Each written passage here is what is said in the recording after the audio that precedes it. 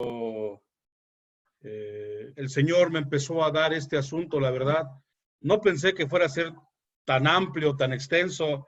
Ya el día de hoy, pasando las semanas, ya casi lo hicimos un seminario por la gracia de Dios.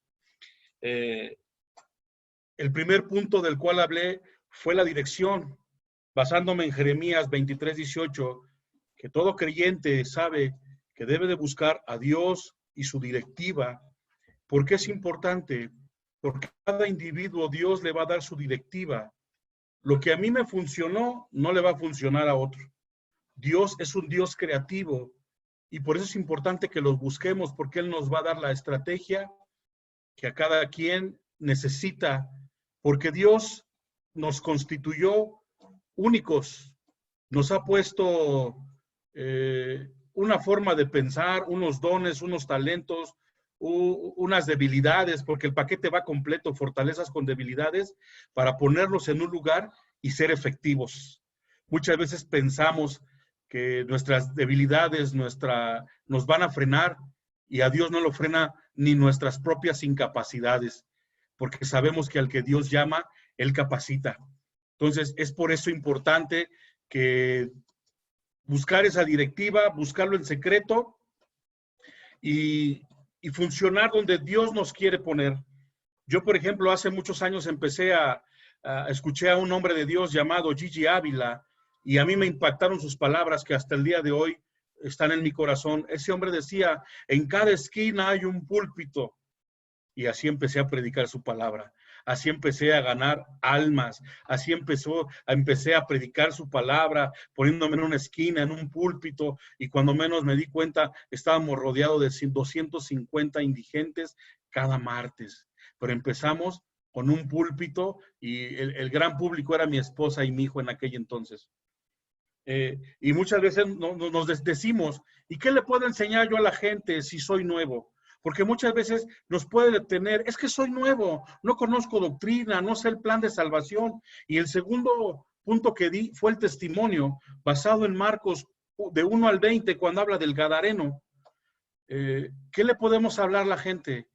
Simple y sencillamente lo que Cristo hizo en nuestras vidas, de esa libertad, de esas cadenas, de esas ataduras, de esa amargura, de ese alcoholismo, drogadicción, todo eso de que Él nos liberó, alcanza.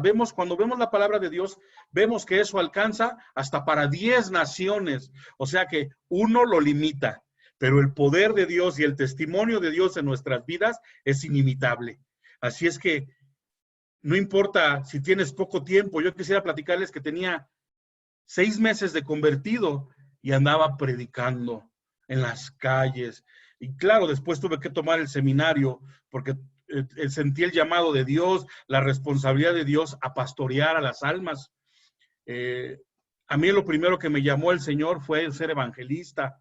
Y luego me reprende como Timoteo, no dejes el evangelismo, no lo olvides, no olvides de eso. Y el tercer punto es algo que yo aprendí predicando, estudiando el Evangelio de Juan, cómo los pecadores siempre se le andan escondiendo a Jesús.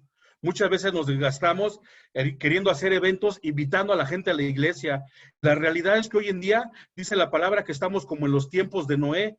En los tiempos de Noé, la gente no quería saber, no quería oír el mensaje. Es más, decían que Noé estaba loco, que no iba a llover, que no iba a haber un diluvio.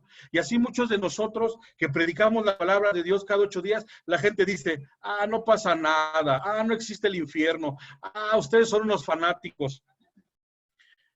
Y entonces Dios nos da estrategias, cómo hacer eventos, cómo llegar a los perdidos, porque los perdidos se le esconden a Dios. Y entonces llegar con esas palabras, con ese evento, Dios nos ha guiado a hacer eventos donde la gente ni se lo espera. Por ejemplo, el último evento que tuvimos de más de 200 personas fueron los 15 años de mis hijas.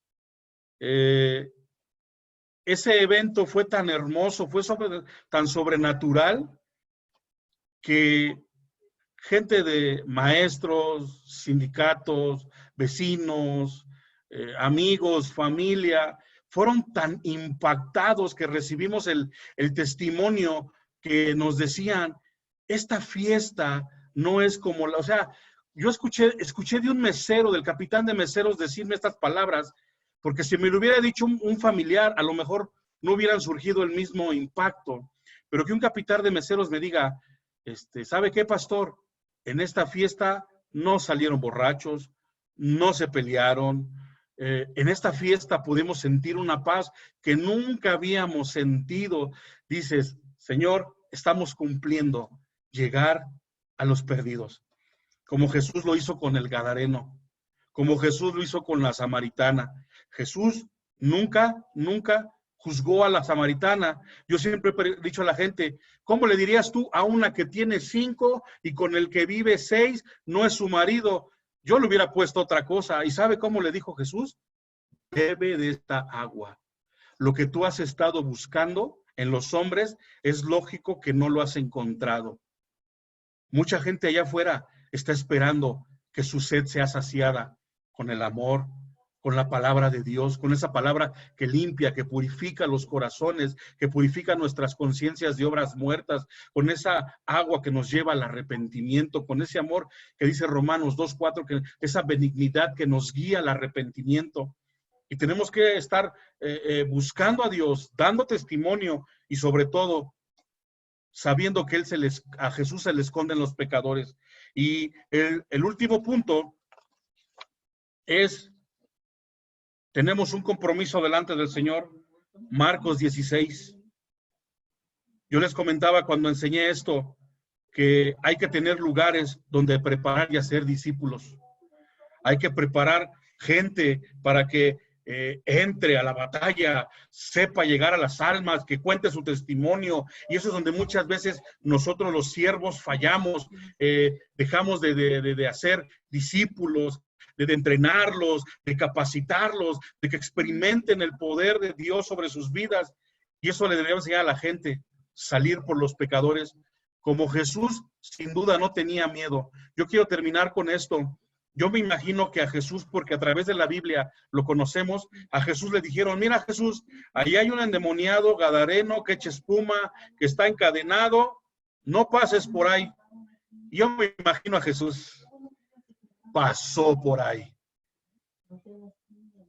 A Jesús no le da miedo pasar por penumbras, no le da miedo pasar en lugares de oscuridad.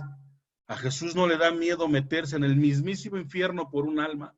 Y eso es la pasión que debemos de compartir de Jesús. Un alma es tan valiosa para Jesús que su palabra enseña que cuando una de ellas se arrepiente, hay fiesta en los cielos. Y eso es lo que yo les puedo compartir, mis amados hermanos. Espero les sea de bendición y muchas gracias por este privilegio.